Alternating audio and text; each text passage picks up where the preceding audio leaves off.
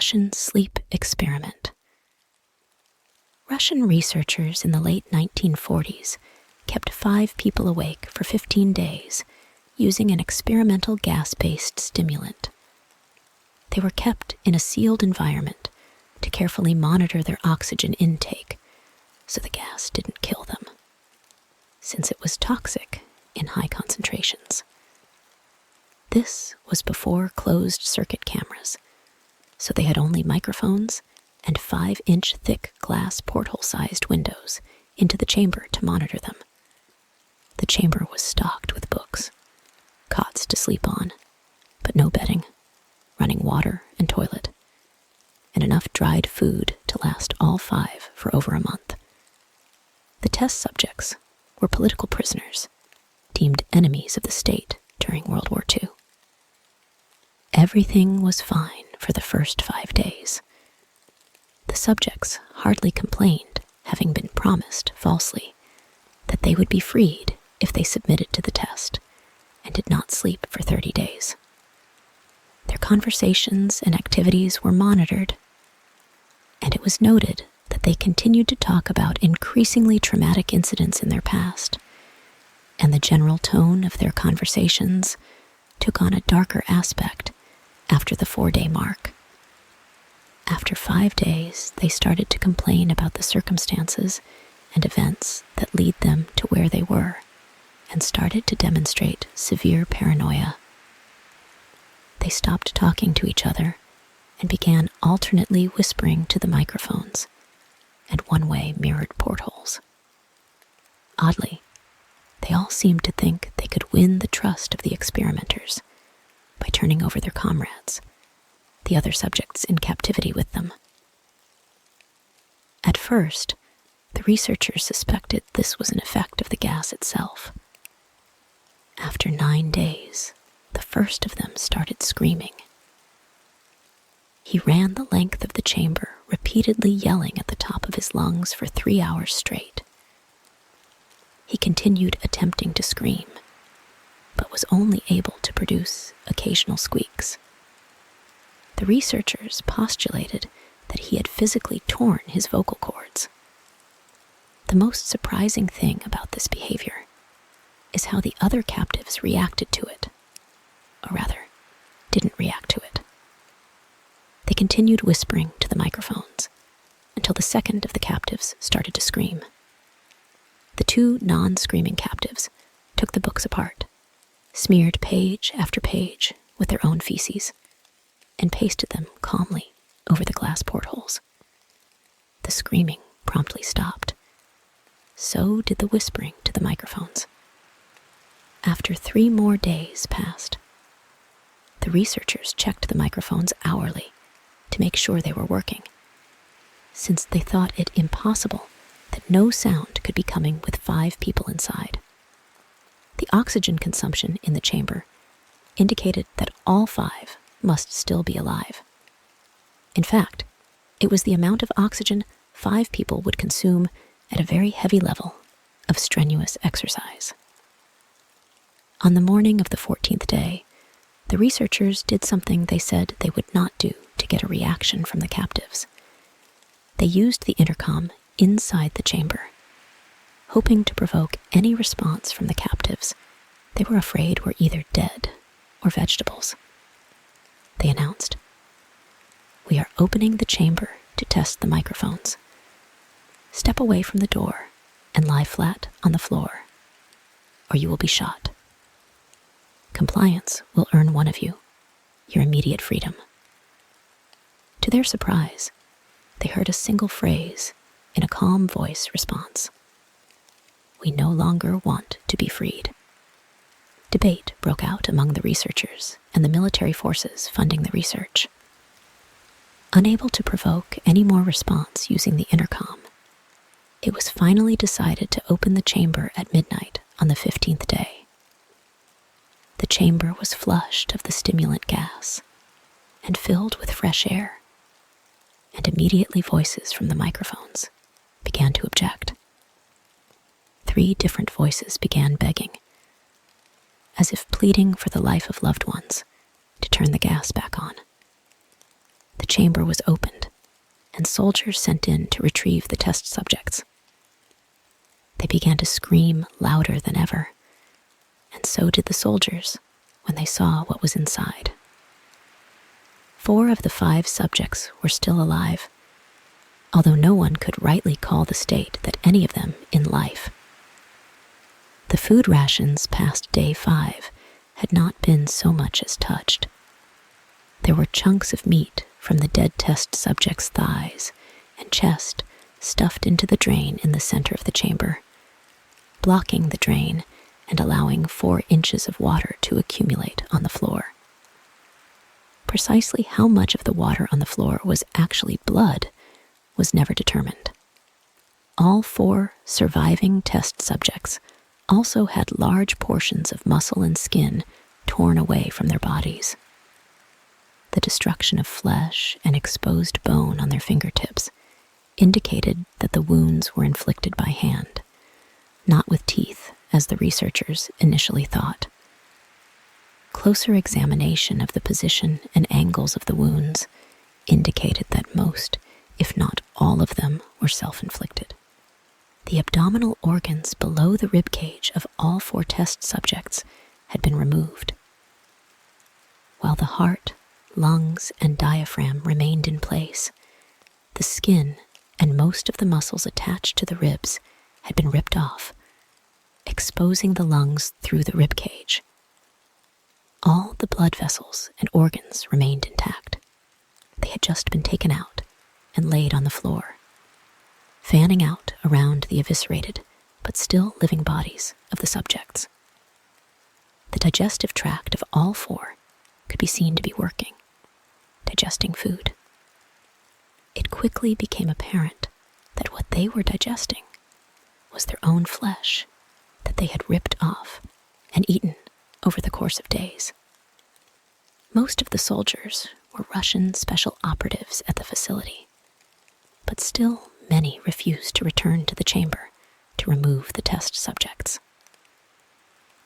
They continued to scream to be left in the chamber and alternately begged and demanded that the gas be turned back on, lest they fall asleep. To everyone's surprise, the test subjects put up a fierce fight in the process of being removed from the chamber. One of the Russian soldiers died from having his throat ripped out. Another was gravely injured by having his testicles ripped off and an artery in his leg severed by one of the subject's teeth. Another 5 of the soldiers lost their lives, if you count ones that committed suicide in the weeks following the incident. In the struggle, one of the 4 living subjects had his spleen ruptured, and he bled out almost immediately. The medical researchers attempted to sedate him, but this proved impossible.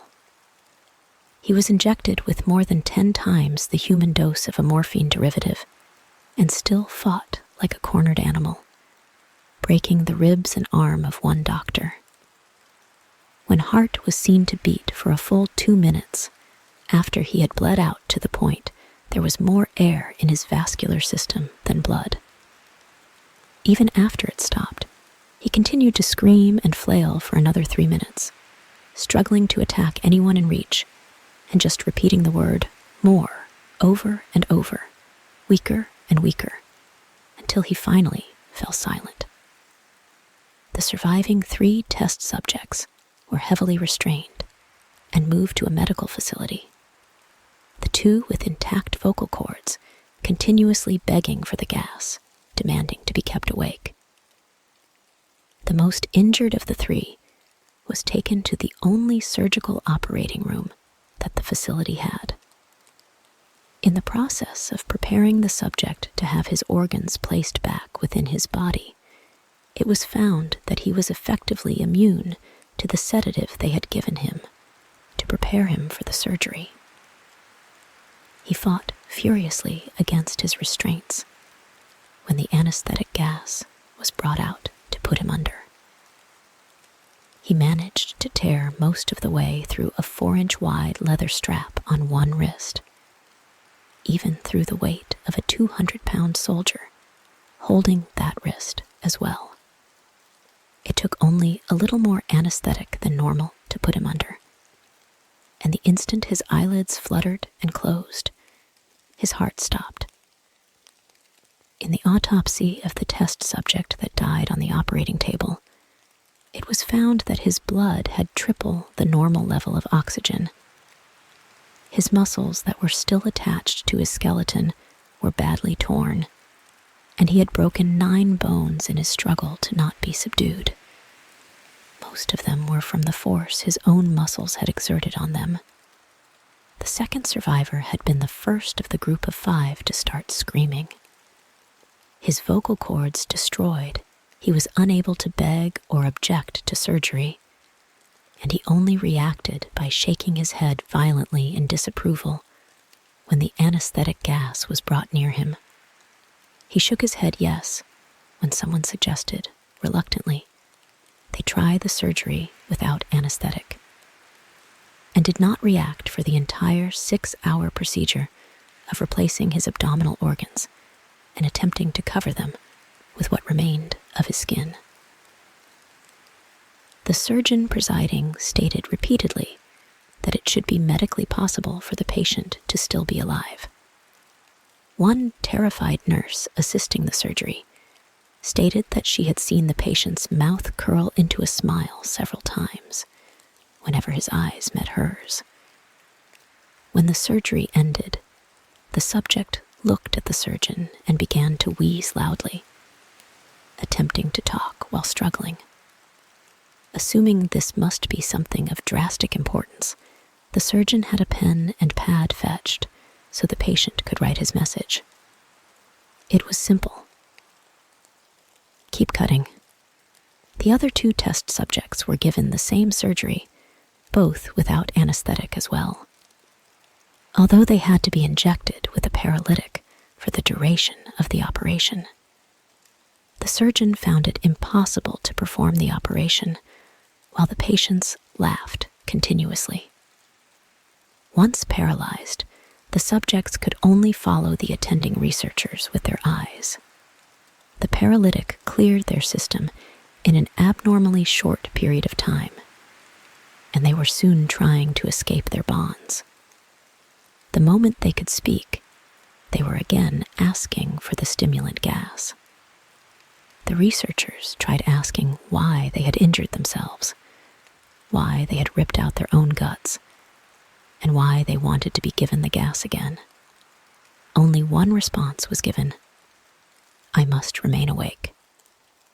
All 3 subjects' restraints were reinforced, and they were placed back into the chamber, awaiting determination as to what should be done with them.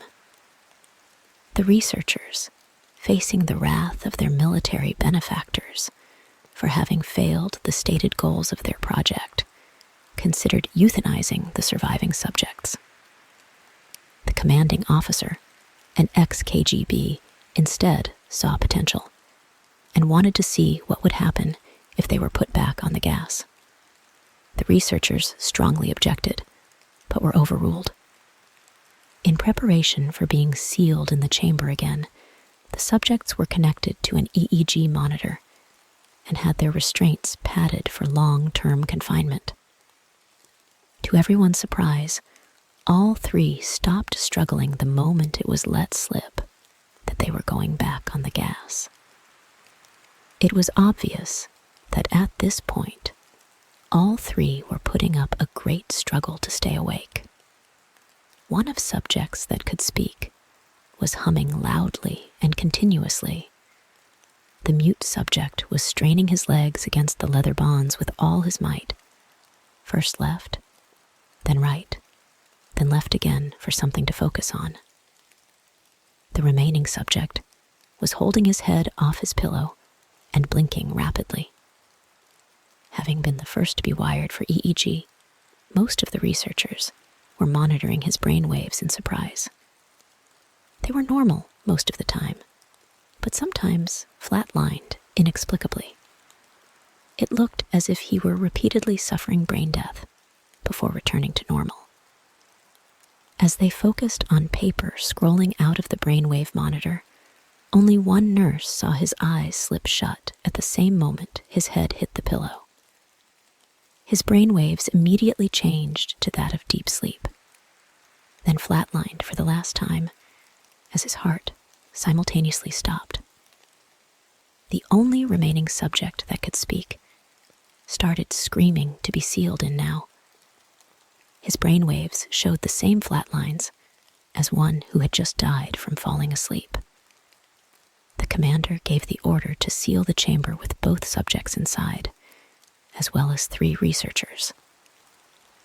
One of the named 3 immediately drew his gun and shot the commander point blank between the eyes, then turned the gun on the mute subject and blew his brains out as well. He pointed his gun at the remaining subject, still restrained to a bed, as the remaining members of the medical and research team fled the room. "I won't be locked in here with these things, not with you," he screamed at the man strapped to the table. "What are you?" he demanded. "I must know." The subject smiled. "Have you forgotten so easily?" the subject asked. "We are you. We are the madness that lurks within you all, begging to be free at every moment in your deepest animal mind. We are what you hide from in your beds every night.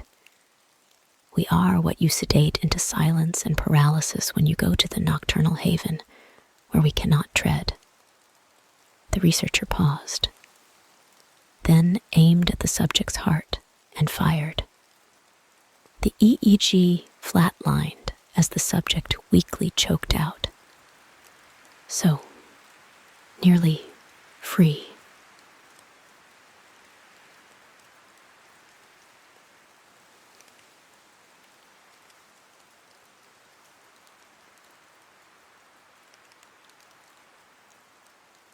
Did you like this creepypasta story? Lady NoSleep sure did. Let me know if you wish to hear more creepypasta stories in the future. Please like and subscribe. Until next time.